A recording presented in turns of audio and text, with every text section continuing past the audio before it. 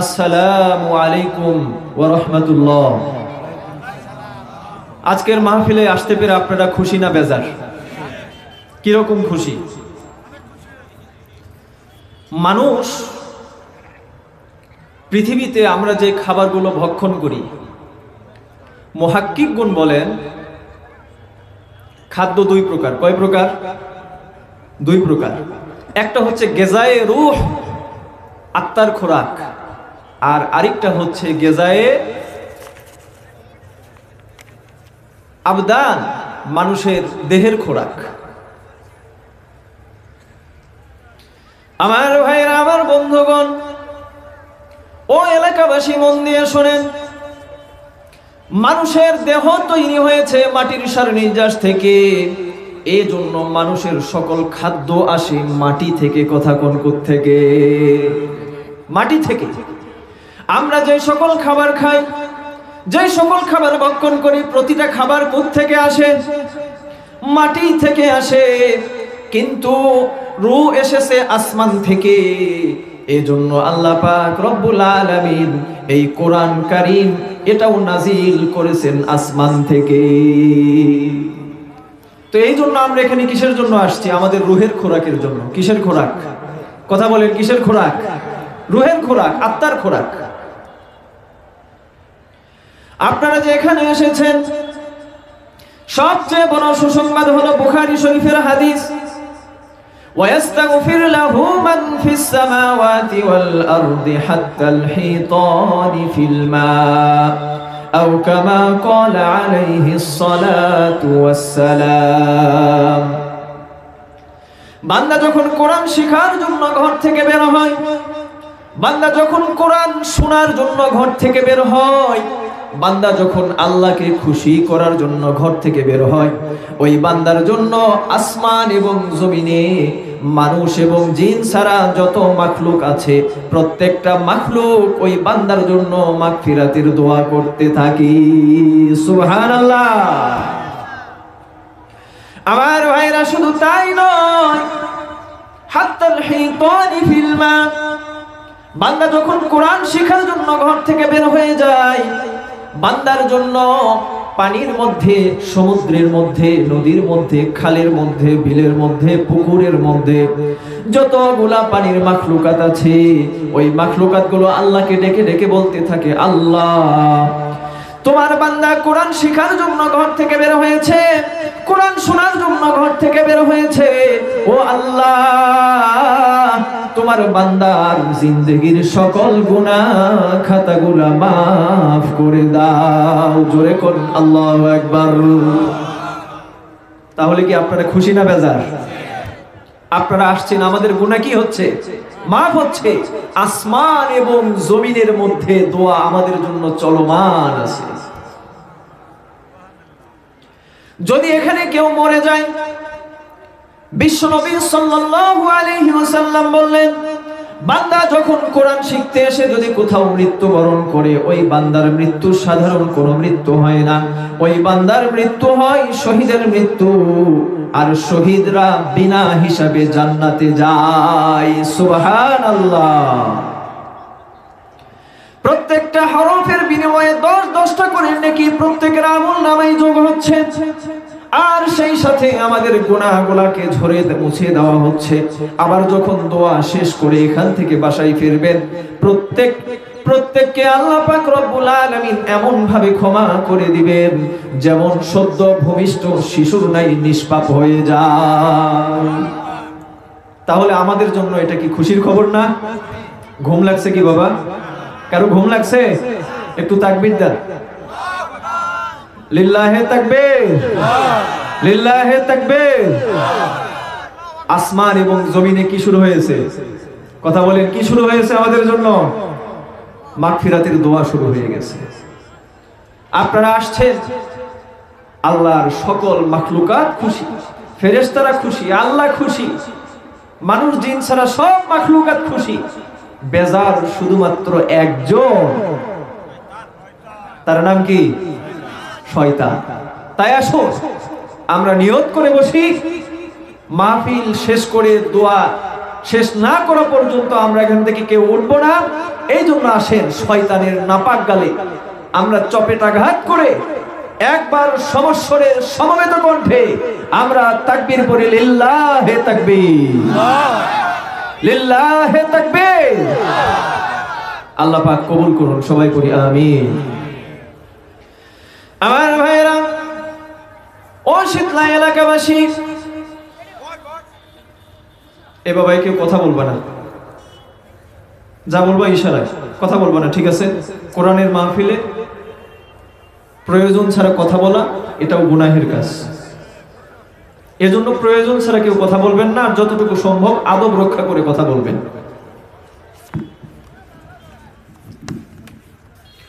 আমার ভাইরা, ও এলাকাবাসী, দিলের কান খুলে শুনেন, অন্তরের কান খুলে শুনে রাখেন।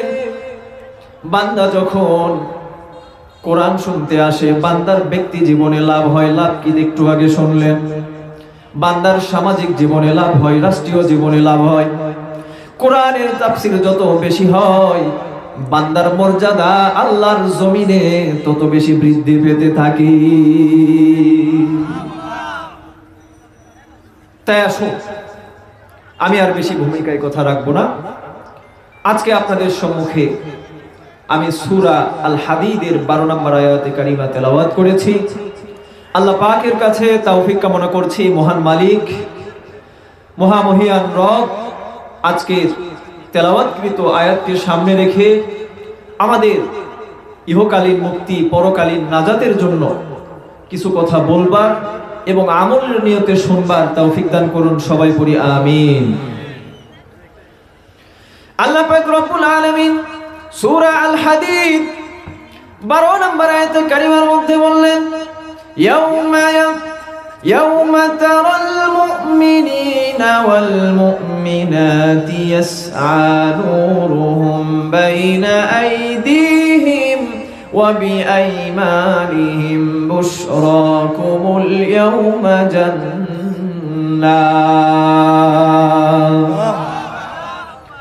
আল্লাহ পাক রব্বুল আলামিন প্রিয় হাবিব সাল্লাল্লাহু আলাইহি ওয়াসাল্লামকে বললেন, আমার প্রিয় নবী, আপনি ওই দিন কিয়ামতের দিন দেখতে পাবেন একদল মুমিন পুরুষ এবং মহিলা, যাদের ডান থেকে সামনে থেকে নূরের আলো ঝলমল করবে। আল্লাহ পাক রব্বুল আলামিন কেন এই কথা বললেন? কিয়ামতের দিন কোন সকল বান্দাদের ডান থেকে সামনে থেকে নূরের আলো ঝলমল করবে? মুফাসসিরগণ আয়াতে কারিমার ব্যাখ্যার মধ্যে বলেন, ইসলামের সূচনা লগ্নে যখন ইসলামের দাওয়াতি কার্যক্রম চলে, গোপনে গোপনে ইসলামের দাওয়াতি কার্যক্রম চলে, গুটি কয়েক হাতে গোনা কিছু সংখ্যক মানুষ ইসলামের দাওয়াতকে কবুল করে নিয়েছে। এই খবর যখন মক্কার বিভিন্ন কাফেরদের কানে গেল, কেননা সেই গুটি কয়েক মানুষের মধ্যে ছিল কোনো ভিআইপি পার্সন নয়, কোনো বিত্তশালী প্রভাবশালী ব্যক্তি নয়। মক্কার মধ্যে যারা সবচেয়ে বেশি নির্যাতিত, যারা সবচেয়ে বেশি নিগৃহীত, যারা সবচেয়ে বেশি সামাজিকভাবে মূল্যহীন, এই সকল কিছু মানুষ আল্লাহর রাসূলের হাতে হাত রেখে কালিমা পড়ে মুসলমান হয়ে যায়। এই খবর যখন কাফের নেতাদের কাছে গেল, সেই কাফের নেতা হযরতে বেলাল রাদিয়াল্লাহু তাআলা আনহুকে ঘোড়ার পিছনে বেঁধে ফেললেন, গলায় রশি লাগালেন, পায়ে রশি পেঁচালেন। এরপরে ঘোড়াকে ছুটানো শুরু করলেন। ঘোড়া এক পাহাড় থেকে অন্য পাহাড়ের পাদদেশ দিয়ে ঘুরে, এক জায়গা থেকে অন্য জায়গাতে ঘুরে সাইয়েদিনা বেলাল রাদিয়াল্লাহু তাআলা আনহু যেন তার শরীরটা এবড়ো খেবড়ো মাটির মধ্যে যেন হোঁচট খেতে খেতে শরীরের চামড়াগুলো যেন ছিলে গিয়ে মাংসগুলো ফেটে যেন ভেঙ্কি দিয়ে রক্ত বের হয়। এই দৃশ্য একদিন বিশ্বনবী মুহাম্মদুর রাসূলুল্লাহ সাল্লাল্লাহু আলাইহি ওয়াসাল্লাম দেখতে পেলেন। আর তখন দোয়া করলেন, ওগো আল্লাহ, আমার বেলাল এই দিনের জন্য যেই কষ্ট করছে, ইসলামের জন্য যেই কষ্ট করছে, আমার বেলালের উপর আমি খুশি হয়ে গেছি। আল্লাহ, আমার বেলালের উপর তুমিও খুশি হয়ে যাও। আল্লাহু আকবার। তার সেই মনিব কুখ্যাত কাফের সে তখন বেলাল রাদিয়াল্লাহু তাআলা আনহুকে বলল, লা তাযালু হাকাযা হাত্তা তামুতা আও তাকফুর বিমুহাম্মাদ ওয়া তা'বুদাল লাতা ওয়াল উযযা। জোরে কোন নাউযুবিল্লাহ।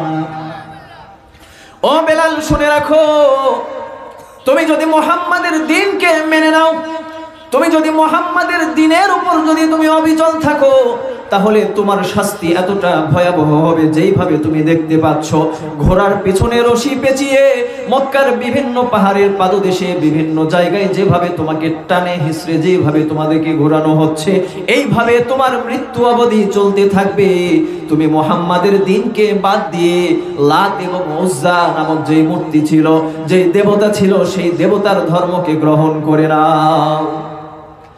সাইয়েদিনা বেলাল রাদিয়াল্লাহু তাআলা আনহু কোনো কথা বললেন না, শুধু একটাই বাক্য, একটাই কালিমা মুখ থেকে বের হয়, আহাদ আহাদ, আল্লাহ এক, আল্লাহ এক। আমি বেলাল জীবন থাকতে আল্লাহর সাথে কখনো শিরিক করতে পারবো না। জোরে কোন আল্লাহু আকবার।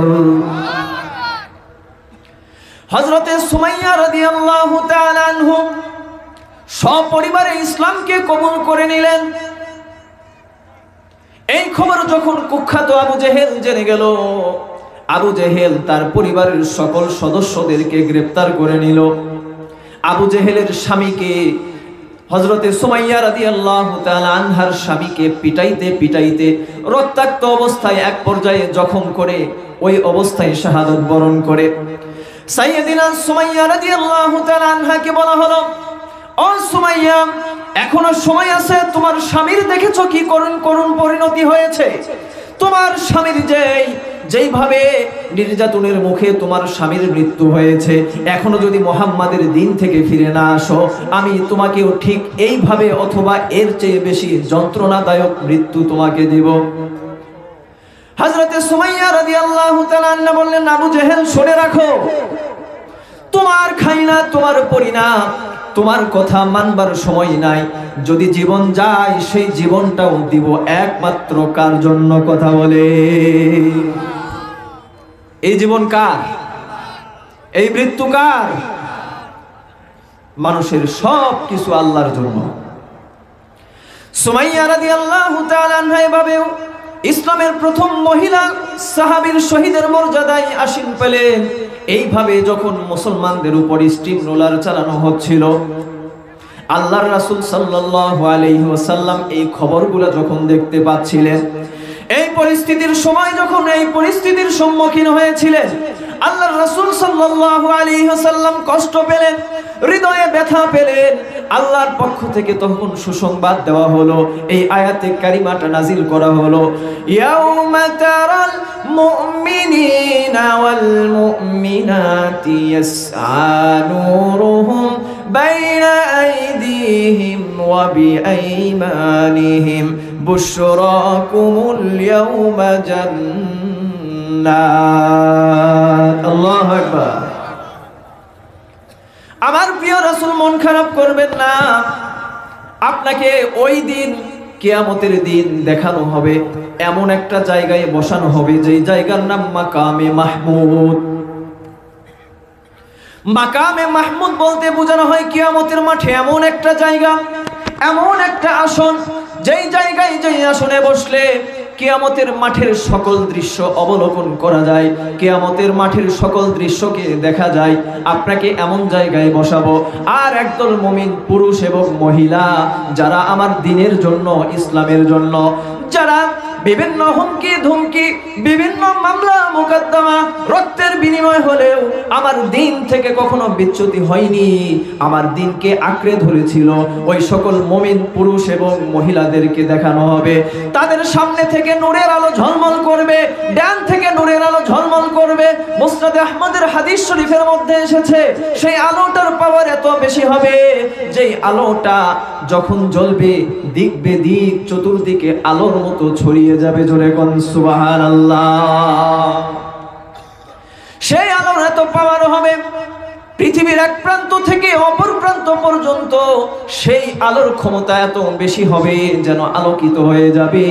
সবচেয়ে কম যেই ঈমান নিয়ে যেই ব্যক্তি যাবে সেই ব্যক্তির হাত থেকে সামান্য আলো জ্বলবে। ওই আলো কখনো জ্বলবে আবার কখনো নিভে যাবে।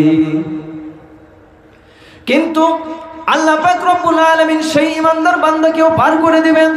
কেননা ওই বান্দা আল্লাহর কাছে দোয়া করবেন। আল্লাহ পাক রব্বুল আলামিন আয়াতে কারিমা নাজিল করে দিলেন, রব্বানা আতমিম লানা নূরানা ওয়াগফির লানা ইন্নাকা আলা কুল্লি শাইইন কাদির।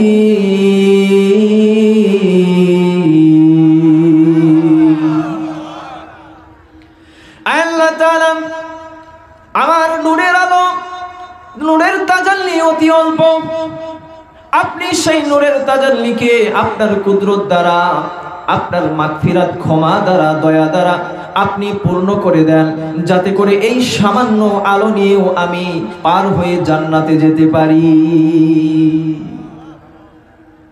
আমার কথা কি বুঝতে পেরেছেন? একদল লোক থাকবে, আলো কোন দিক থেকে আসবে বাবা বলেন তো? সামনে থেকে এবং ডান থেকে। সামনে থেকে, ডান থেকে, ঠিক আছে তো? সেই বান্দার অবস্থা কি হবে? ইয়াসআ নূরুহুম বাইনা আইদিহিম ওয়া বিআইমানিহিম বুশরাকুমুল ইয়াওমা জান্নাত। সেই বান্দাদের বৈশিষ্ট্য হবে, সেই বান্দাদের জন্য সুসংবাদ থাকবে, সেই বান্দাদের জন্য জান্নাত, জান্নাতের সুসংবাদ থাকবে। মিন তাহতিহাল আনহারু খালিদিনা ফিহা, যেই জান্নাতের পাদদেশে ঝর্ণা প্রবাহিত হবে। আপনি প্রশ্ন করতে পারেন, জান্নাতের পাদদেশে যদি ঝর্ণা থাকে, জান্নাতের পাদদেশে যদি ঝর্ণা প্রবাহিত হয়, আমরা যখন থাকতে যাব তখন পড়ে যাব নাকি? প্রশ্ন আসে না? প্রশ্ন আসে কি আসে না? আমার ভাইরা একটু খেয়াল করে শুনবেন, দুনিয়ার কোন জিনিসের তুলনা, এই দুনিয়ার কোন বস্তুর তুলনা, এই দুনিয়ার কোন মাখলুকাতের তুলনা আল্লাহর জান্নাতের সাথে করা যায় না। যালিকা হুয়াল ফাউজুল আযীম। আর ওই বান্দারা চূড়ান্তভাবে সফল হবে যারা জান্নাতের মধ্যে প্রবেশ করবে, যারা জান্নাতের মধ্যে যাবে। পরের আয়াতে কারিমার মধ্যে আল্লাহ পাক বললেন, ইয়াউমা ইয়াকুলুল মুনাফিকুনা ওয়াল মুনাফিকাতু লিল্লাযীনা আমানু যুরুনা নাকতাবিস মিন নূরিকুম।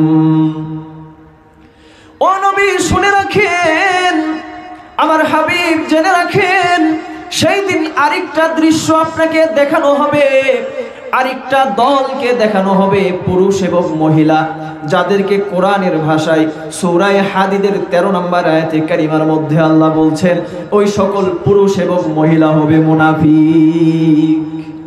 ওই সকল পুরুষ এবং মহিলা কি হবে? লিল্লাযীনা আমানু যুরুনা। ওই মুনাফিকরা তাকায়া দেখবে তাদের হাতে কোনো আলো নাই, সামনে অন্ধকার, ডানেও অন্ধকার, পিছনেও অন্ধকার, বামেও অন্ধকার, চতুর্দিকে শুধু অন্ধকার আর অন্ধকার। তারা তখন লিল্লাযীনা আমানু যুরুনা, ওই ঈমানদারদেরকে বলবে তোমাদের আলোটা আমাদেরকে সামান্য কিছু দাও যাতে করে আমরা পথ চলতে পারি। ঈমানদাররা বলবেন উনজুরুনা নাকতাবিস মিন নূরিকুম কিলা ইরজিউ ওয়ারাআকুম ফালতামিসু নূরা। তোমাদের যদি এই আলোর দরকার হয় তাহলে তোমরা দুনিয়ায় ফিরে যাও।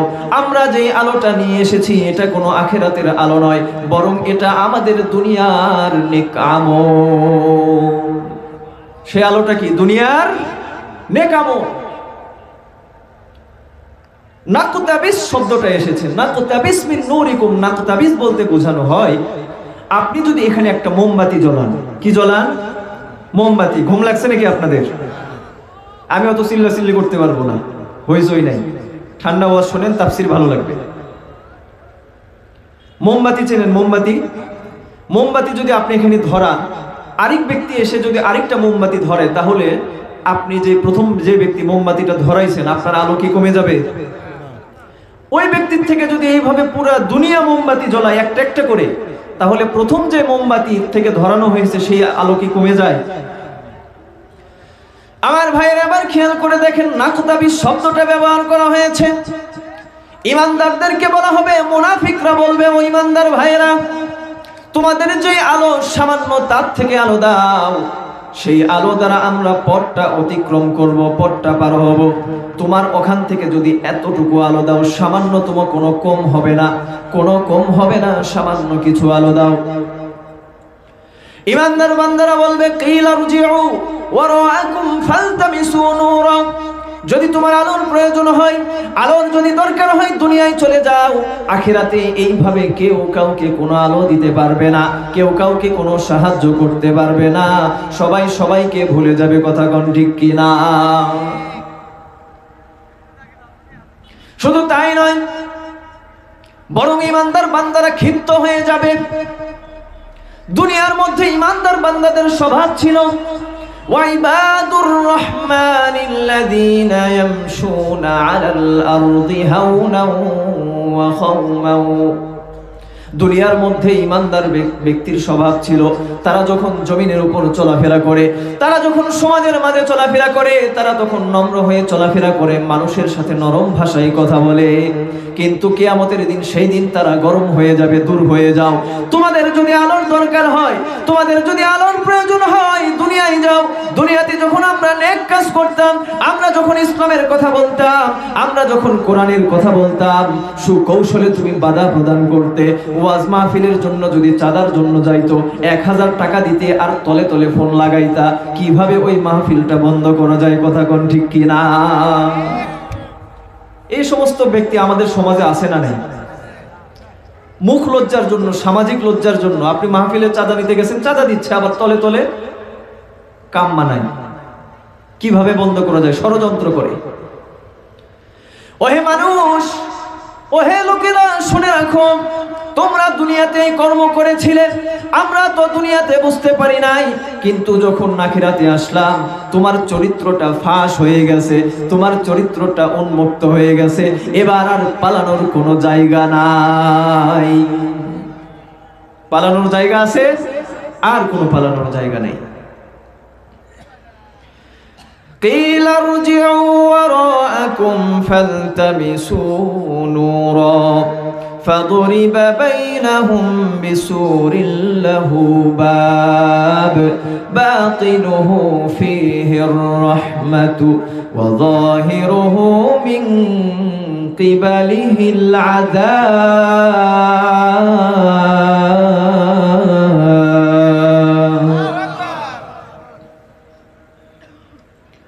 আজকে তোমাদের জন্য সকল পথ বন্ধ করে দেওয়া হলো।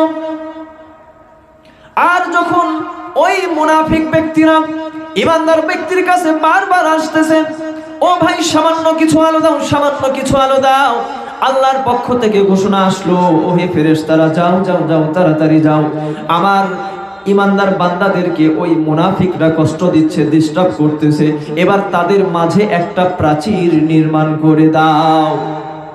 সেই প্রাচীরের বৈশিষ্ট্য হবে, একটা গেট থাকবে, গেটের লক, গেটের কলকবজা বা সিটকি বা হাতল যেটাই বলেন সেটা থাকবে ইমানদার বান্দাদের সাইডে, আর মুনাফিকদের জন্য কিছুই থাকবে না। আর সেখানে তুমি জান্নাতের হাওয়া তৈরি করে দাও, আর মুনাফিকদের জায়গায় জাহান্নামের আযাব আর অশান্তি সৃষ্টি করে দাও। আমার কথা বুঝতে পারতেছেন? মুমিনদের জায়গাতে কি হবে? জান্নাতের হাওয়া বইবে। এসি বাসে যখন ওঠেন অথবা এসি রুমে যখন ঢোকেন, এসি রুমে ঢোকার পরে কি হয়? হুট করে একরকম ঠান্ডা, তাই না? কিন্তু গ্লাস দিয়ে যখন বাহিরে তাকাবেন, বাহিরে চৈত্র মাসের কি গরম, তাল পাকা গরম, কাঁঠাল পাকা গরম, মানুষ খালি গায়ে থাকতে পারে না। কথা কোন ঠিক কিনা?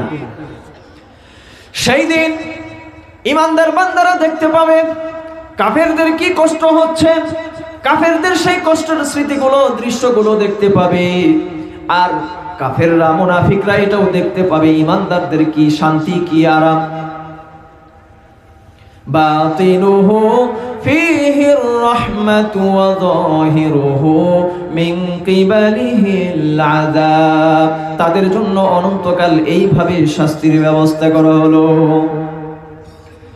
পরের আয়াতে কারিমার মধ্যে আল্লাহ বললেন ইউনাদুনাহুম আলাম নাকুম মাআকুম قالوا بلى ولكنكم فتنتم أنفسكم وتربصتم وارتبتم وغرتكم الأماني حتى جاء أمر الله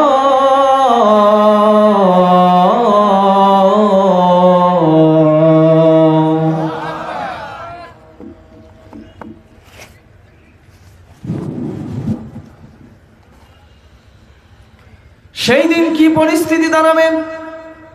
ইউনাদুনাহুম আলাম নাকুম মাকুম, সেই মুনাফিকরা ঈমানদারদেরকে ডেকে ডেকে বলবে, ও ভাই আমাকে কি চিনতে পারোনি? মাঝখানে প্রাচীর দেওয়া হলো, দরজা দেওয়া হলো, কিন্তু আল্লাহ ব্যবস্থা করলেন দুই পাশের অবস্থা দুই দলে যেন দেখতে পারে, দুই দলের কথাই যেন দুই দল শুনতে পারে। এবার সেই মুনাফিক বান্দারা আল্লাহকে, সেই মুনাফিক বান্দারা ঈমানদারদেরকে ডাকলেন ইউনাদুনাহুম আলাম নাকুম মাকুম, ও ভাই ও ভাই, দুনিয়ায় তো তোমাদের সাথে ছিলাম, একসাথে জমির ধান লাগাতাম, একসাথে জমা জমি আবাদ করতাম, একসাথে ব্যবসা করতাম, একসাথে খেলাধুলা করতাম, আজকে কি তুমি আমাকে চেনো নাই? আজকে কি তুমি আমাকে ভুলে গেলে? قالوا بلى ولكنكم فتنتم أنفسكم, সেই দিন ঈমানদার বান্দারা, সেই দিন ঈমানদার বান্দারা তাদেরকে অস্বীকার করবে না, তাদের মুখের উপর বলে দিবে ক্বালু বালা, অবশ্যই তোমাকে চিনতে পেরেছি, অবশ্যই তোমাকে চিনতে পেরেছি, একসাথে ক্ষেত খামারি করতাম, ব্যবসা বাণিজ্য করতাম, কিন্তু জেনে রাখো আল্লাহর পক্ষ থেকে ওহী নাজিল হয়েছে, আল্লাহর পক্ষ থেকে ঘোষণা হয়েছে, একসাথে ব্যবসা করলাম, চাকরি করলাম, কিন্তু তা সত্ত্বেও আমরা কেন জান্নাতে আর তোমরা কেন জাহান্নামে? তোমরা কেন মুনাফিক? তোমাদের কাছে কেন আলো নাই? তোমরা কেন আজকে ধ্বংসের মধ্যে পড়ে আছো? ও ভাইরা জেনে রাখো আল্লাহর পক্ষ থেকে ঘোষণা দেওয়া হলো ওয়ালাকিন্নাকুম ফাতানতুম আনফুসাকুম, আজকে তোমাদের এই ক্ষতির জন্য নিজেরাই তোমরা দায়ী, আজকে তোমাদের এই ক্ষতির জন্য তোমরা নিজেরাই দায়ী, আল্লাহকে দায়ী করার কোনো সুযোগ নাই। ছোট্ট একটা উদাহরণ দিলে বুঝবেন। সিগারেটের প্যাকেটের গায়ে কি লেখা থাকে? ধূমপান স্বাস্থ্যের জন্য, কথা বলেন, ধূমপান স্বাস্থ্যের জন্য ক্ষতিকর। কিন্তু এখন সেই ক্ষতিকর জিনিস কেউ যদি নিজ ইচ্ছায় খেয়ে দিয়ে কখনো যদি স্ট্রোক করে বা হার্ট অ্যাটাক করে যদি মারা যায়, তার জন্য কি সিগারেটের কোম্পানির মালিককে দায়ী করার কোনো সুযোগ আছে? দায়ী করার কোনো সুযোগ আছে? না। ও ভাইরা শুনে রাখো ওয়ালাকিন্নাকুম ফাতানতুম আনফুসাকুম, কিভাবে তোমরা তোমাদের নিজের ক্ষতি করেছো। দুনিয়াতে যখন আল্লাহর বিধান আসতো, আল্লাহর হুকুম আসতো, তোমরা তখন তাকে বাদ দিয়ে তোমরা বিজাতিদের কালচার, বিজাতিদের সংস্কৃতিকে তোমরা গ্রহণ করে নিয়েছিলে। এই তো কিছুদিন আগে 31st নাইট উদযাপন করলো, ডিজে গানের তালে তালে নাচায়া লাফাইয়া রাত্রটা পার করলো। ওই সন্তান, ওই ছেলে, ওই যুবক ফজরের নামাজ পড়ে না, জোহর পড়ে না, ঠান্ডার ভয়ে ফজরের সময় ওঠে না, কিন্তু ডিজে গানের তালে তালে 31st নাইটকে উদযাপন করলো। ওই ব্যক্তি, ওই বান্দা তার নিজের ক্ষতির জন্য নিজে দায়ী, এখানে আল্লাহকে দায়ী করার কোনো সুযোগ নাই। আপনি যে 31st নাইট উদযাপন করলেন, যেই 31st নাইট উদযাপন করলেন, এটা কি মুসলমানদের কালচার নাকি বিধর্মীদের কালচার? কথা বলে। খ্রিস্ট ধর্ম মতে, তাদের বিশ্বাস মতে বছরের শুরুতে তারা নতুন বছরকে স্বাগত জানায়, যাতে করে সেই বছরটা তাদের জন্য কল্যাণকর হয়, মঙ্গলজনক হয়। তারা বিভিন্ন প্রার্থনা, পূজা, আনন্দ উদযাপনের মাধ্যমে এই দিনগুলোকে পার করে, এই রাতগুলোকে পার করে। মুসলমানের ঘরের সন্তান, মুসলমানের ঘরের বাচ্চা, মুসলমানের ঘরের সন্তান রাসূলের আদর্শকে বাদ দিয়ে কিভাবে শয়তানের সেই বিজাতীয় কালচার 31st নাইটকে উদযাপন করে নিজের ক্ষতি নিজেই ডেকে আনলো। এই যে আপনি জানুয়ারি, ফেব্রুয়ারি, মার্চ, এপ্রিল ইংরেজি মাসের নাম, এগুলোর ইতিহাস জানেন? আমি অনেক জায়গাতে বলে থেকে সংক্ষেপে আপনাদেরকেও আজকে বলছি। জানুয়ারি প্রথম মাসের নাম, তাই না? সবাই জানি আমরা। কিন্তু দুঃখ লাগে, আপনি যদি ইংরেজি মাসের কথা বলেন, ছোট থেকে বৃদ্ধ সবাই জানে, ছেলে মেয়ে নির্বিশেষে সবার মুখস্থ। যদি বলেন যে তুমি তো বাংলাদেশে, আজকে বাংলার কোন মাস চলতেছে, ডানে বামে তাকাবে, দেখবে যে মুরব্বী কে আছে। কথা কোন ঠিক কিনা?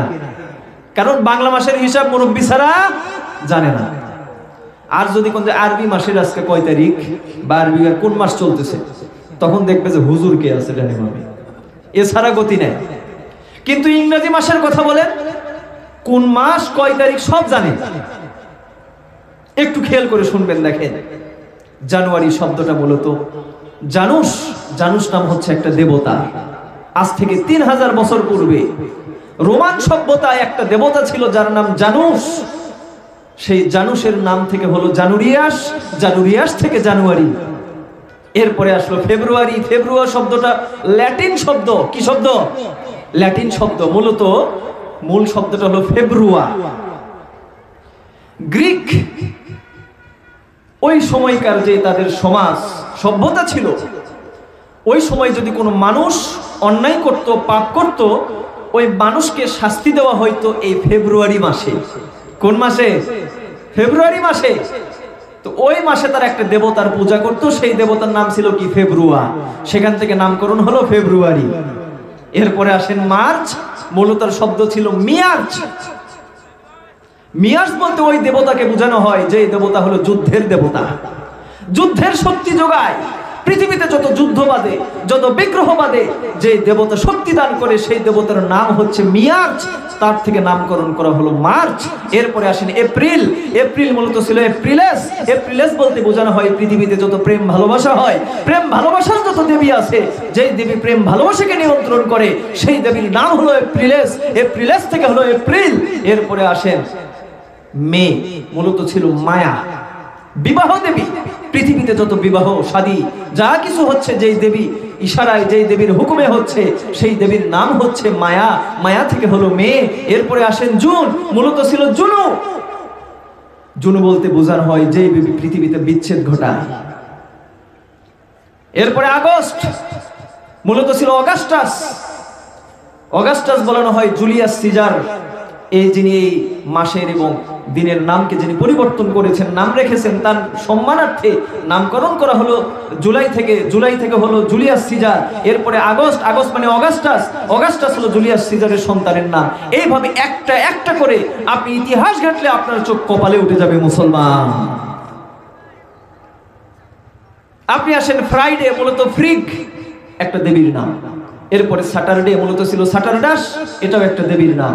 এরপরে সানডে, সূর্য দেবী। এরপরে আসেন মানডে, চন্দ্র দেবী। প্রত্যেকটা নামের এক একটা করে ইতিহাস আছে। আজকে যুবকরা আফসোস লাগে, গুগলের মধ্যে ঢুকে, ইউটিউবের মধ্যে ঢুকে গান বাজনা অশ্লীলতার মধ্যে ভরে থাকে। আপনি এই জিনিসগুলো, এই তথ্যগুলো একটু সার্চ করে দেখেন না, কি তথ্য পান, আপনার চোখ কপালে উঠে যাবে মুসলমান। আমার ভাইরা, আমার বন্ধুগণ, মুসলমানদের সন্তানদেরকে যদি বলে থাকেন, ও বাবা 5টা প্লেয়ারের নাম বলো, 5টা ক্রিকেটারের নাম বলো, 5টা বিভিন্ন নায়ক নায়িকা স্টারদের নাম বলো, হিরোইন হিরোদের নাম বলো, দেখবেন 5টা নয় 50টা বলতে পারে। কিন্তু যখন বলবেন তুমি 5 জন খলিফার নাম বলো, 5 জন খলিফার নাম বলো, বলতে পারবে না। ইসলামের 5টা ঘটনা বলো, বলতে পারবে না। ইসলামের 5টা ইতিহাস বলো, বলতে পারবে না। ইসলামের জন্য কোরআন থেকে 5টা সূরা বলো, তাও বলতে পারবে না। 5টা হাদিস বলো, তাও বলতে পারবে না। কিন্তু নামে মুসলমান, কাজে যেন বেঈমান। ওই সকল বান্দাদের উদ্দেশ্য করে বোঝানো হলো, ওয়ালাকিন্নাকুম ফাতানতুম আনফুসাকুম, দুনিয়াতে যারা নিজেদের দোষে যারা নিজেদের ক্ষতি সাধন করেছো, আল্লাহর পক্ষ থেকে কোনো ক্ষতি করা হয় নাই, নিজের বিবেককে বিসর্জন দিয়ে যেই ক্ষতিগুলো করেছো। আবার সামনে আসতেছে ভালোবাসা দিবস, বিশ্ব বেহায়া দিবস, কথা কোন ঠিক কিনা? কত মুসলমানের বাচ্চা আছে মেসেঞ্জারে তাদের গার্লফ্রেন্ডদেরকে বিভিন্ন গিফট পাঠাবে, বিভিন্ন উইশ করবে, আবার ফুল দিয়ে বিভিন্ন পার্ক, বিভিন্ন জায়গায় দেখা করবে। এইভাবে মুসলমান তাদের নিজেরাই নিজেদের ক্ষতি সাধন করে। আর আল্লাহর কাছে সেই দিন বলা হবে, আজকে যারা তোমরা মুনাফিক আলো পাও নাই, যাদেরকে আলো দেওয়া হয় নাই, তাদের প্রথম যেই বদ অভ্যাস ছিল, প্রথম যেই গুনাহ ছিল, এক নাম্বার হচ্ছে ওয়ালাকিন্নাকুম ফাতানতুম আনফুসাকুম, তোমাদের মধ্যে এই প্রবণতা ছিল, এই অভ্যাস ছিল যে তোমরা দুনিয়াতে সব কিছু জানতে বুঝতে নিজের বিবেককে বিসর্জন দিয়ে তোমরা নিজেদের ক্ষতি করেছো, যার জন্য তোমাদেরকে আলো দেওয়া হয় না। তাহলে কারণ কয়টা পাইলাম? একটা, কি? যারা নিজের ইচ্ছায় নিজেদের ক্ষতি করে, ক্ষতি সাধন করে। এরপর 2 নাম্বার কারণ আসে, ওয়ালাকিন্নাকুম ফাতানতুম আনফুসাকুম ওয়া তারাব্বাসতুম ওয়ারতাবতুম। এরপরে ওয়া তারাব্বাসতুম দ্বিতীয় কারণ বলা হয়েছে। দ্বিতীয় কারণ ছিল হচ্ছে তোমরা অপেক্ষা করতে। আজকে বুধবার অথবা আজকে মঙ্গলবার চিন্তা করে কেউ যদি বলে তুমি নামাজ পড়া শুরু করে দাও, তুমি তো নামাজ পড়ো না, হে যুবক নামাজ পড়া শুরু করে দাও, ওই ব্যক্তি তখন বলে আজকে মঙ্গলবার, আজকে বাদ বুধ বৃহস্পতি শুক্রবার থেকে মসজিদে যে একদম পাকা মুসল্লি হয়ে যাব, কথা কোন ঠিক কিনা? আছে না এরকম? এইভাবে তোমরা কাল ক্ষেপণ করতে। আমার ভাইরা বুঝে থাকলে বলেন, মাঝখানে যে মঙ্গলবার বুধবার গেল, যে দিনগুলো গেল, সেই দিনের হিসাব কি আল্লাহর কাছে দিতে হবে না? আল্লাহর কাছে দেওয়া লাগবে না? যাওয়ার কোনো জায়গা আছে? নাই। এইভাবে হলো যারা কি করে, কাল ক্ষেপণ করে, অপেক্ষা করে, প্রতীক্ষা করে। আবার বলা হয়, ও ভাইরা তোমরা নামাজ পড়া শুরু করো, তখন বলে সামনে রমজান, রমজান যখন আসবে রোজা রাখবো, তখন থেকে এমন ভাবে নামাজ পড়া শুরু করব যেন আমি মানুষ থেকে ফেরেশতা হয়ে যাব। জোরে কোন কথা কোন ঠিক কিনা? বলে সামনে রমজান আসতেছে, যে কয়েকদিন পর একবারে পাকা নামাজি হয়ে যাব, মসজিদে যাব, একবারে সবার শেষে ঢুকবো, সবার আগে বাড়াবো, এই মার্কা মুসল্লি হব। মানুষ এইভাবে কালক্ষেপণ করে। শুধু যুবক না, আমরা যারা অনেকে নামাজ পড়ি, আমাদেরও ইমানের উন্নতি দরকার। সবকিছুর উন্নতি হচ্ছে, মানুষের বাড়ি গাড়ি জায়গা জমি সবকিছু বেড়ে যাচ্ছে, বৃদ্ধি পাচ্ছে, কিন্তু শুধুমাত্র একটা জায়গাতে কমতি, সেটা হচ্ছে ইমানের জায়গা। কিসের জায়গা? ইমানের জায়গা। ওই যে ছোটবেলাতে 2টা সূরা মুখস্থ করছিলেন, ইন্না আতাইনাকাল কাউসার, কুল হুয়াল্লাহু আহাদ, তাও যেভাবে পড়েন ওইভাবে পড়ার যদি ফেরেশতারা শুনে ভয়ে পালাই যায়। কি সুন্দর করে ইন্না আতাইনাকাল কাউসার ফাসলি লিরাব্বিকা ওয়ানহার, শেষ। এভাবে পড়লে এখন ফেরেশতা কবে যেটা কি ইংরেজি করলো না, বাংলা করলো না, আরবি করলো, আল্লাহই জানে। আমার মুরব্বীরা এইভাবে দেখতে দেখতে 50 বছর 60 বছর অতিক্রম করে যাচ্ছে, কিন্তু আপনার সূরার মধ্যে, ইমানের মধ্যে কোনো উন্নতি হয় নাই। গাড়ির উন্নতি হয়েছে, বাড়ির উন্নতি হয়েছে, সম্পদের উন্নতি হয়েছে, সব কিছুর উন্নতি হয়েছে, কিন্তু আপনার ইমানের মধ্যে কোনো উন্নতি হয় না। দ্বিতীয় যে কারণ থাকবে, ওই মুনাফিকরা আলো পাবে না কেন? তাদের দ্বিতীয় যে বদঅভ্যাস ছিল সেটি হচ্ছে 2 নাম্বার, সেইটা হচ্ছে তারা দুনিয়াতে প্রতিটা নেক কাজে আল্লাহর হুকুম মানতে কালক্ষেপণ করত। মনে করত এখনো 50 বছর বয়স পার হয় নাই, এখনই হজে যাওয়ার কি দরকার?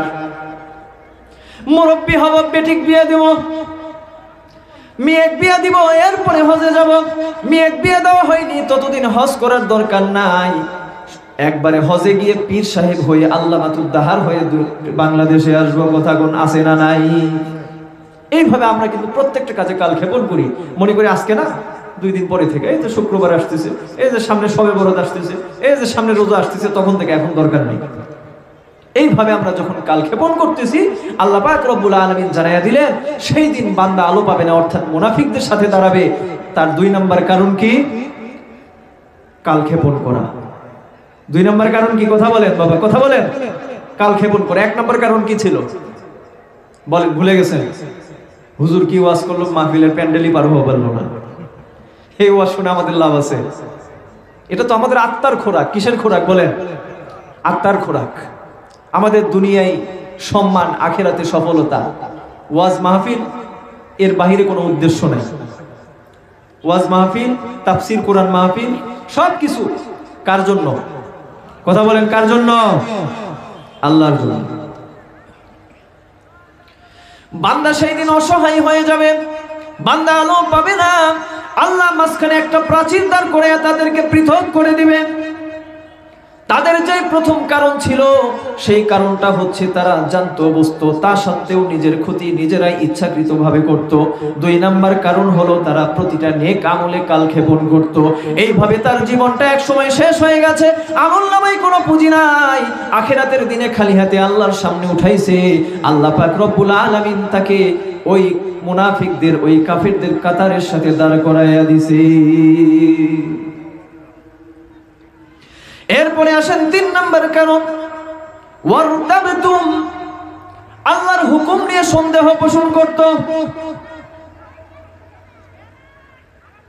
হুজুরকে বলে, হুজুর এতক্ষণ ওয়াজ করলেন সব ঠিক ছিল, এখন আবার কি করলেন? রাজনৈতিক কথা শুরু হয়ে গেল।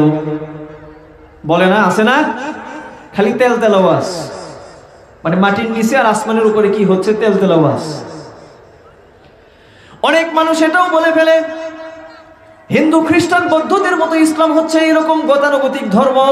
কিন্তু না না না, ইসলাম হচ্ছে পূর্ণাঙ্গ জীবন ব্যবস্থা, আল্লাহর পক্ষ থেকে মনোনীত ধর্ম। এই কোরআনে যেমন ভাবে নামাজের কথা আছে, যাকাতের কথা আছে, হজের কথা আছে, পবিত্র কোরআনে 800-র বেশি আয়াত আছে রাষ্ট্র পরিচালনা, রাজনীতি সম্পর্কে, আপনার অভ্যন্তরীণ নীতি, বহির্বিশ্বের নীতি, সামাজিক নীতি, পরিবার নীতি, আপনার ছাত্র নীতি, আপনার যত দুনিয়াতে যত নীতি আছে 800-র বেশি আয়াতে আল্লাহ পাক রব্বুল আলামিন এই কথাগুলো বান্দাকে জানাইয়া দিয়েছেন। এইবার 3 নাম্বার কারণ ধরা হবে, ওয়াতারাব্বাসতুম, ও বান্দা আমার বিধান সম্পর্কে, আমার হুকুম সম্পর্কে তুমি সন্দেহ করতে, অথবা আমার বিধান সম্পর্কে তুমি এখানে মাঝখানে হস্তক্ষেপ করতে। প্রচলিত দেশের আইন বলে মদ পান করা যে কোনো ব্যক্তির জন্য অপরাধ, ঠিক কিনা? কিন্তু কেউ যদি লাইসেন্স নেয় এবং তার বয়স যদি 22-এর উপরে হয়, কত? 22-এর উপরে, এবং যদি তার লাইসেন্স থাকে, তাহলে তার জন্য মদ খাওয়া কি বৈধ। এটা আমাদের দেশে প্রচলিত আইন।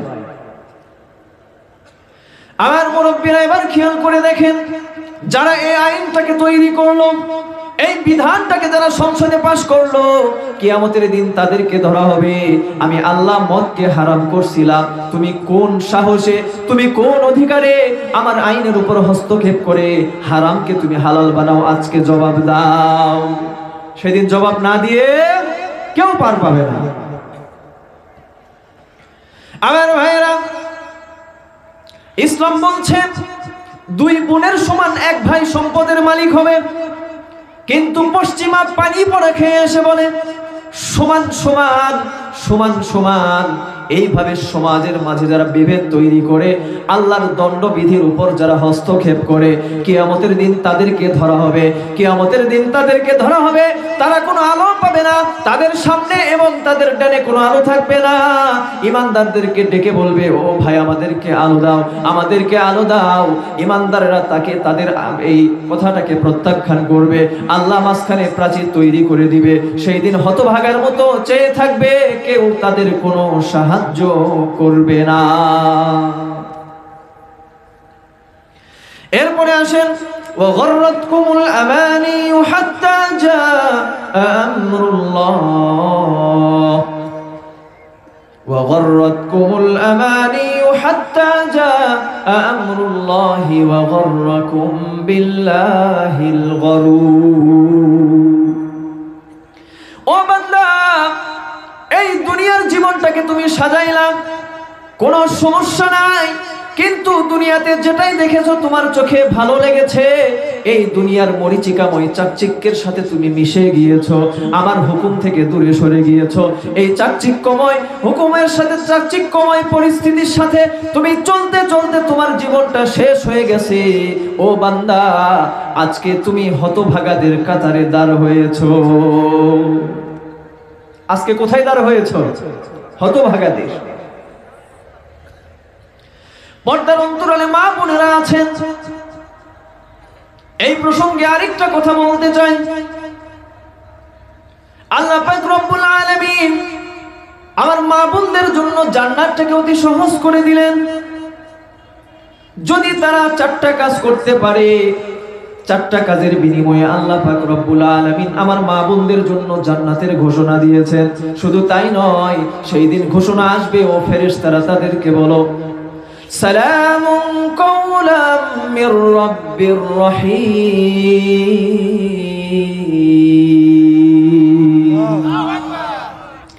সেই দিন ঘোষণা করা হবে, যাও তুমি যাও, কোন দরজা দিয়ে ঢুকবে সেই দরজায় তোমাকে আহ্বান করা হচ্ছে, সেই দরজায় তোমাকে সুস্বাগতম জানানো হচ্ছে। কিন্তু শর্ত হচ্ছে কয়টা? কয়টা বলে? 4টা। 1 নম্বর হচ্ছে বিশ্ব নবী বললেন, আল্লাহর রাসূল সাল্লাল্লাহু আলাইহি ওয়াসাল্লাম যখন মেরাজে উর্ধ্ব লোকে যখন গমন করলেন, ভ্রমণ করলেন, দুনিয়াতে এসে বললেন, আমি জাহান্নামের মধ্যে অধিক সংখ্যক মহিলাদেরকে দেখেছি। তার প্রথম কারণ হচ্ছে স্বামীর প্রতি অকৃতজ্ঞ হওয়া। আমার মা বোনেরা খুব ভালো করে খেয়াল করে শুনবেন, আপনার স্বামী আপনার সব আবদার পূরণ করেছে অথবা পূরণ করার চেষ্টা করে সাধ্যমতে, হয়তো কোনোদিন মনের ভুলে বা সামর্থ্য ছিল না বা টাকা শেষ হয়ে গেছে, কোনো কিছু কিনে দিতে পারে নাই। আমার অনেক মা বোনেরা এমন আছে, সেই দিন স্বামীকে অপমান করে, তোমার সাথে ঘর সংসার করে জীবনেও কিছু পেলাম না, আমার জীবনটা এইভাবে শেষ হয়ে গেল। তুমি কি জানো আমি কোন বংশের মহিলা, আমি কার সন্তান, আমার পরিবার কি, আমার ফ্যামিলি কি? এইভাবে স্বামীকে অপমান করে, কথা কোন ঠিক কিনা?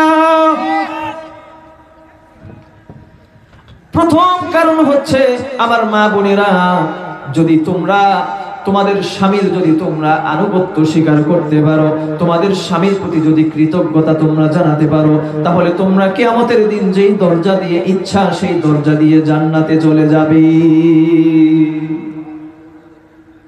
কথা বলবো কয়টা বলছিলাম? 4টা। গেল কয়টা? 1টা। এরপরে আসেন 2 নাম্বার কি? 2 নাম্বার হচ্ছে আমাদের অনেক মা বোনদের অভ্যাস আছে, কোথায় কোথায় কসম করে। একজন আরেকজনকে বলে, আল্লাহর কসম করে বলতেছি বুবু তোমাকে একটা কথা বলি, এই কথা তুমি কাউকে বলো না। আবার সে আরেকজনকে গিয়ে বলে, আল্লাহর কসম করে বলতেছি এই কথাগুলো তোমাকে বলতেছি, তুমি কাউকে বলো না। সে আবার আরেকজনকে কসম করে, দেখা যায় সেই কথা আর কথা নাই, সেই কথা পুরো এলাকা ছড়ায় গেছে। অর্থাৎ কথার খেয়ানত করা, আমানতের খেয়ানত করা, এটা আমাদের মা বোনদের মধ্যে অনেক সময় দেখা যায়। মারাত্মক রকমের এই অভ্যাস, এই ব্যাধি আমাদের সমাজের মধ্যে দেখা যাচ্ছে। 3 নাম্বার হচ্ছে কথায় কথায় মানুষকে অভিশাপ দেয়। ঠাটা পড়ুক তোর মাথার উপর, তোর সোন মরা যাক, তোর সংসার ভেঙে যাক, তোর এই হোক, তোর ঠ্যাং ভাঙা যাক, হাত ভাঙা যাক, তোর অসুখ জীবনে ভালো না হোক। এইভাবে ছোটখাটো বিষয়ে মহিলারা, মা বোনেরা একে অপরকে অভিশাপ দেয়। আল্লাহর রাসূল সাল্লাল্লাহু আলাইহি ওয়াসাল্লাম বললেন 3 নাম্বার কারণ, মহিলারা, মা বোনেরা কখনো কাউকে অভিশাপ দিও না, কাউকে ছোট করো না, কাউকে অপমান করো না। আর 4 নাম্বার হচ্ছে ওয়াক্ত মতো নামাজ পড়তে হবে।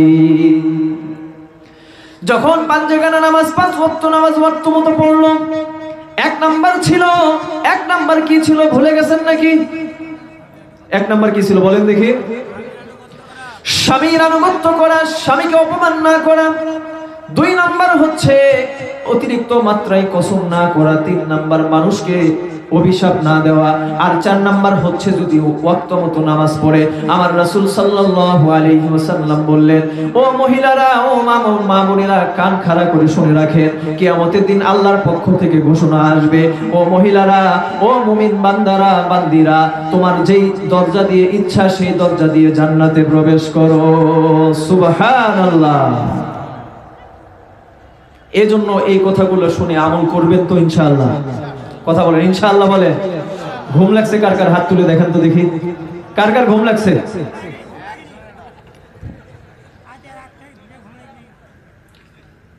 ওয়াজ শুনতে আসলে ঘুম লাগে, টিভি দেখলে ঘুম লাগবে না, এটাই স্বাভাবিক। ভালো কাজ যখন বান্দা শুরু করে শয়তান তখন মানুষকে ওয়াসওয়াসা দেয়, আপনাদের দোষ না। আপনি দেখবেন যখন নামাজের মধ্যে গেছেন, দুনিয়ার যত আবল তাবল হিসাব নিকাশ যা আছে সব মাথার মধ্যে চলে আসে, আসে কি আসে না? কিন্তু যখন আপনি গান শুনতেছেন, সিনেমা দেখতেছেন, নাটক দেখতেছেন, তাই বলে আপনারা দেখেন না, আবার দেখতে নিষেধ করতেছি, এমনি যারা দেখে ওই সময় তো দেখবেন অন্য চিন্তা আসে না। খেয়াল করছেন কখনো? এটা কিন্তু শয়তানের পক্ষ থেকে। ভালো কাজে মানুষকে শয়তান ধোঁকা দেয় যাতে তাদের মানসিকতাটা পরিবর্তন হয়ে যায়। তো এই জন্য বলতেছি, কারো কারো ঘুম লাগছে নাকি? একবার তাকবীর দেওয়া যাবে? নারে তাকবীর, নারে তাকবীর। আল কোরআন, আল কোরআন। ঠিক আছে, অনেক দেখেছি আলহামদুলিল্লাহ, অনেক ভালো। আমার ভাইরা, আমার বন্ধুগণ, কুল্লুকুম রাইন ওয়া কুল্লুকুম মাসউলুন আন রাইয়াতিহি। প্রত্যেকটা বান্দাকে জিজ্ঞাসা না করা পর্যন্ত আল্লাহ পাক রব্বুল আলামিন কিয়ামতের দিন ছেড়ে দেবেন না। প্রত্যেকটা মানুষ এক একজন অভিভাবক, প্রত্যেকের নিজস্ব দায়িত্ব রয়েছে। আমার দায়িত্বের মধ্যে আমার সন্তান, আমার স্ত্রী, আমার পরিবার পরিজন রয়েছে। আমার পরিবার পরিজন সম্পর্কে জিজ্ঞাসিত আমাকে হতে হবে। সদুত্তর না দেওয়া পর্যন্ত সেই দিন আল্লাহ পাক রব্বুল আলামিন কাউকে ছাড় দেবেন না। আজকে যুবক দেখা যায় গানের অনুষ্ঠান করবে, বাড়িতে এসে বাইনা ধরেছে বাবার কাছে, মায়ের কাছে। বাবার কাছে মায়ের কাছে বাইনা ধরলো, এক সময় মা বাবারা দিয়ে দেয়, কথা কোন ঠিক কিনা? কিন্তু সেই সন্তান সম্পর্কে আপনাকে কিন্তু জিজ্ঞাসিত করা হবে। সূরা আহজাবের শেষে আল্লাহ পাক রব্বুল আলামিন বললেন,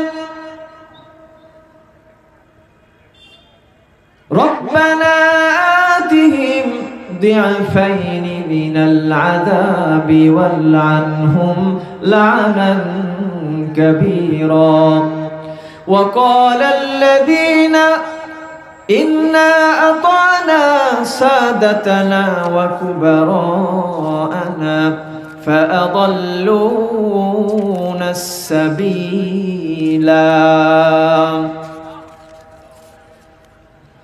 তোমার যে সন্তান করে জীবনটা শেষ করে দিলে, জীবনটা শেষ হয়ে গেল, তোমার সন্তানদেরকে সঠিক পথে চলবার জন্য তুমি চেষ্টা করলে না, তাদেরকে কোরআনের জ্ঞান, কোরআনের তালিম দিলে না। ওই সন্তান সেই দিন আল্লাহর কাছে অভিযোগ করে বসবে, আল্লাহ, আমার পিতামাতা আমাকে দিন শিখাই নাই, ইসলাম শিখাই নাই, এজন্য দুনিয়াতে গুনাহ করেছি, ভুল করেছি, অন্যায় করেছি, পাপ করেছি। আল্লাহ, আমার ভাগ্যে যতটুকু শাস্তি নির্ধারিত, তোমার কাছে আবদার থাকলো, আল্লাহ, আমার সেই সকল পিতা মাতার ভাগ্যে যে এই শাস্তিটা দ্বিগুণ করে দাও। জোরে কোন নাউজুবিল্লাহ।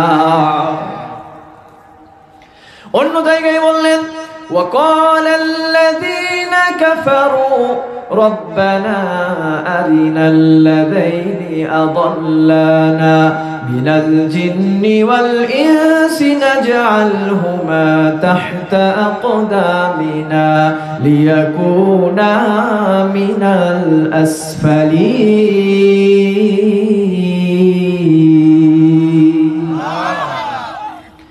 সেই দিন সন্তানরা আল্লাহর কাছে অভিযোগ করে বসবে, আল্লাহ, যেই পিতামাতা আমাদেরকে দিন শিখাই নাই, আমাদেরকে ইসলাম শিখাই নাই, আমাদেরকে সঠিক পথে ডাকে নাই, আমাদেরকে কোরআনের জ্ঞান অর্জন করার ব্যবস্থা করে দেয় নাই, আমরা বিপদগামী হয়েছি, আজকে আমরা জাহান্নামী হয়ে যাচ্ছি। ওগো আল্লাহ, ওই সকল হতভাগা পিতা মাতাদেরকে আমাদের সামনে নিয়ে আসো, তাদের বুকের উপর মুখের উপর পাড়া দিয়ে আমরা জাহান্নামে যাব, সাথে আমাদের সেই হতভাগা পিতা মাতাদের জাহান্নামে নিয়ে যেতে চাই। জোরে কোন নাউজুবিল্লাহ।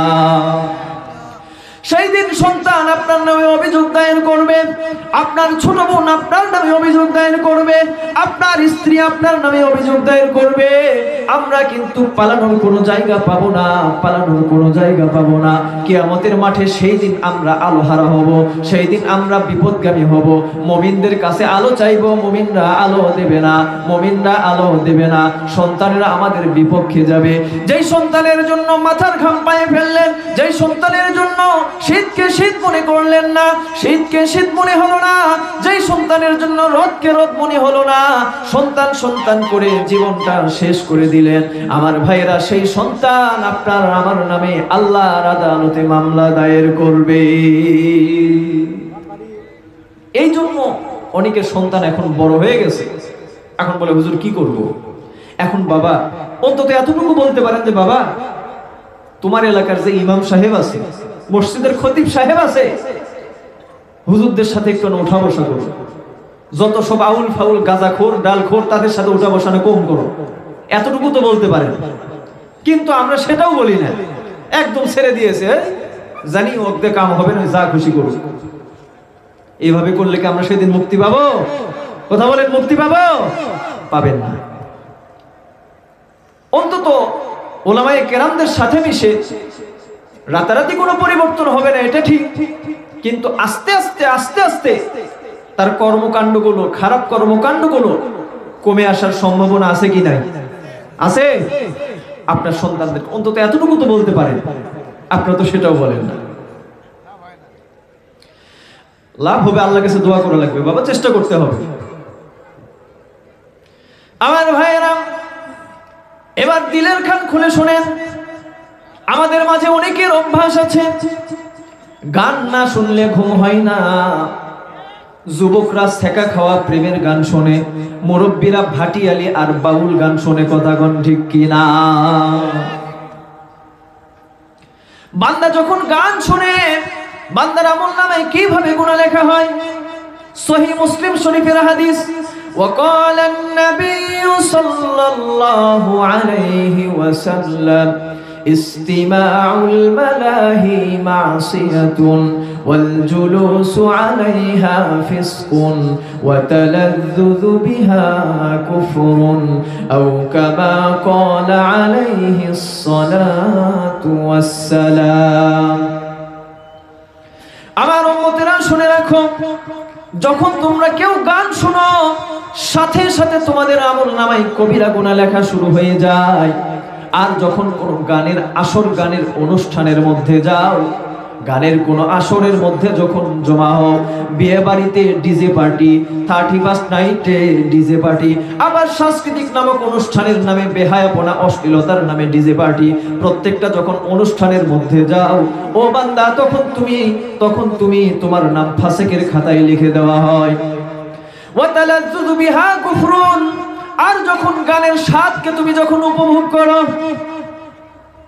যুবকরা বলে হুজুর দেখেন কি যে একটা টান দিয়েছে, আরে এমন কি কথা বলেছে যেন কলিজায় আঘাত করেছে।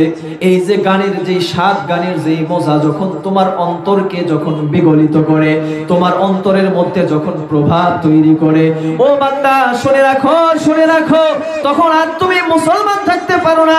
আল্লাহর রাসূল বিশ্ব নবীর হাদিস, তখন তোমার নামটা সাথে সাথে মুসলমানের খাতা থেকে কেটে দেওয়া হয়। জোরে কোন নাউজুবিল্লাহ। তাহলে কি গান শুনবে না? কথা বলেন, গান শুনবে? গান শোনা যাবে? যুবক ভাইরা খুব ভালো করে হাদিসটা শুনে মনে রাখবে, সহিহ মুসলিম শরীফের মধ্যে আছে। গান যখন শুনলেন কবিরা গুনাহ, গানের অনুষ্ঠানে গেলেন ফাসিক। আর যখন গানের মজা আপনার অন্তরকে প্রভাবিত করলো, আপনার অন্তরের মধ্যে একটা কোন শান্তি অথবা একটা কষ্ট, ওই যে সেকা খাওয়া গান শোনে না, কোথায় কি যেন হলে সেকা খাওয়া গান শোনে কানের মধ্যে হেডফোন দিয়ে আর বিড়ি টানে, ওই ওই যে যখন গানের কথা বা গানের বাদ্য আপনার অন্তরকে যখন প্রভাবিত করলো, বিশ্বনবী মুহাম্মদুর রাসূলুল্লাহ সাল্লাল্লাহু আলাইহি ওয়াসাল্লাম বললেন ওই বান্দার নাম মুসলমানের খাতা থেকে কেটে দেওয়া হলো। ওই বান্দা যতক্ষণ না কালিমা পড়ে ততক্ষণ পর্যন্ত সে মুসলমান হওয়ার আর কোনো সুযোগ নাই। আরেকটা হাদিস মনে পড়ে গেল, সহিহ বুখারীর হাদিস। বিশ্বনবী মুহাম্মদুর রাসূলুল্লাহ সাল্লাল্লাহু আলাইহি ওয়াসাল্লাম বললেন, মা রাফা আহাদুন সাওতাহু লিগিনাইন ইল্লা বা'সাল্লাহু লাহু শাইতানাইনি আলা মানকাবাইহি ওয়া ইয়াদরিবানি বিআ'কাবিহিমা আলা সাদরিহি হাত্তা ইউমসিক আও কামা ক্বালা আলাইহিস সালাতু ওয়াস সালাম। ও দুনিয়ার উম্মতেরা শুনে রাখো, যখন তোমরা কোনো গান কোন বাদ্যের যখন তোমরা নিকটবর্তী হও অথবা যখন গান বাদ্য শোনা শুরু করো, তখন দুইজন শয়তান তোমার সিনার উপর ভর করে তোমার বুকে লাথি মারতে থাকে। এখন কই হুজুর, কই জীবনে তো মেলা গান শুনলাম, শয়তান যদি এতই লাথি মারে, একটা লাথি তো শরীরে এসে লাগলো না। প্রশ্ন আসে কি আসে না? আচ্ছা বাবা, মানুষকে শাস্তি কয়ভাবে দেওয়া যায়? দুই ভাবে। একটা হচ্ছে শারীরিক ভাবে, আরেকটা অপমান করে। শারীরিক ভাবে এই শাস্তি বড় নাকি অপমানের শাস্তি বড়? নিচ থেকে যদি এখন কেউ আমাকে এখানে জুতা দেখায়, আমি সহবাই স্টেজে যারা আছে তারা কি খুব খুশি হবে? কথা বলেন, খুশি হবে? আপনি এখানে আমাকে একটা থাপ্পড় মারলেও কষ্ট লাগবে না, যদি আমাকে একটা জুতা দেখান তার চেয়ে বেশি কষ্ট পাবো। কথা কোন ঠিক কিনা? আর ভাইরা এবার খেয়াল করে দেখেন, শয়তান লাথি মারার উদ্দেশ্য হচ্ছে আপনাকে আঘাত করা নয়। ও মুসলমান, ও যুবক ভাইরা, ও মুরব্বী বাবাজিরা, শয়তানের উদ্দেশ্য হচ্ছে আল্লাহর কাছে আপনাকে অপমান অপদস্থ করা, আল্লাহর কাছে আপনাকে ছোট হিসাবে সাব্যস্ত করা। জোরে কোন নাউজুবিল্লাহ। এই জন্য গান শুনবেন না যুবক ভাইরা, আমার মা বোনেরা, মুরব্বী বাবাজিরা, কোন রকম কোন গান শুনবেন না। গান যত শুনবেন অন্তর তত মরে যাবে। ইবাদত করে মজা পাবেন না, নামাজ পড়ে মজা পাবেন না, কোরআন পড়ে মজা পাবেন না। নামাজের মজা যদি বুঝতে হয় গান শোনা ছেড়ে দেন। আপনি যদি কোরআন তেলাওয়াতের মজা পেতে চান গান শোনা ছেড়ে দেন, কবিরা গুনাহ করা ছেড়ে দেন। দেখেন সিজদা করে আল্লাহকে যখন ডাকবেন আল্লাহ, আল্লাহ তখন সাথে সাথে সাড়া দিয়ে বলবে, ও বান্দা একবার আল্লাহ বলে আমাকে ডাকলি, আমি 70 বার তোকে বান্দা বলে সম্বোধন করলাম, কি চাবি চা, আমার কাছে চাইতে থাক।